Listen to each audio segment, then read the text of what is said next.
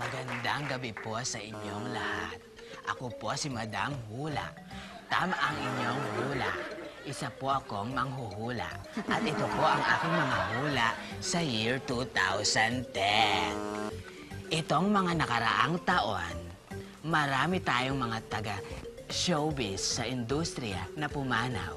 Pero ngayon 2010, walang machuchuging artista. Totoo po ang hula ko. Mamatay man ako, pero ayoko. Sa politics, sa bandang huli ay wala pong tatakbo sa mga presidentable na kilala natin. Ang iba ay aatras, yung iba ay hihinto, nakasakay kasi sila sa kanilang mga mamahalin na kotse. Dadami ng husto ang mga sasakyan sa Maynila at halos hindi na gumagalaw ang traffic dahil may panukalang palitan ang pangalan ng EDSA at tatawagin na lang itong Epifanio de los Santos Parking Lot.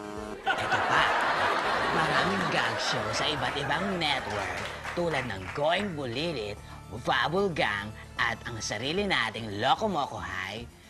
Sa mga comedy shows na to, minsan ay napapanood natin ay hindi nakakatawang joke.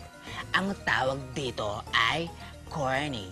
Kaugnay dito, nasa-sense ko sa aking vibration na may gagawing batas ang sangguniang ng wikang Pilipino na ang mga jokes na hindi nakakatawa ay hindi natatawaging corny. Ayon sa sanggunian, ang itatawag daw dito ay mga aksaya sa oras. Eto pa. Hindi ko inaasahang mangyayari ito.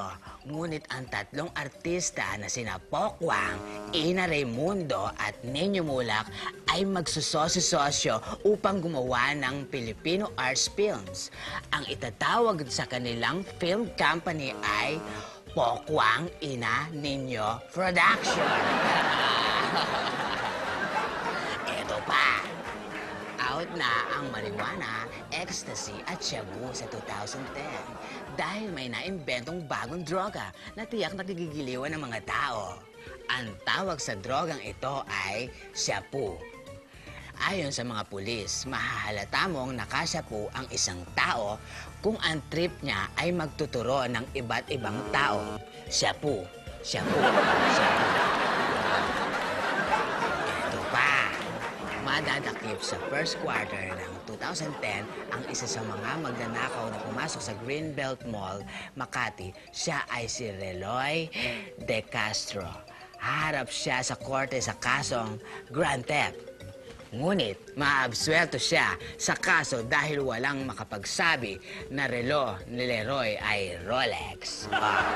Ang pula ng itlog o yung tinatawag na egg yolk ay hindi natatawaging pula ng itlog. Dahil bakit kamo? Dilaw nga naman ito.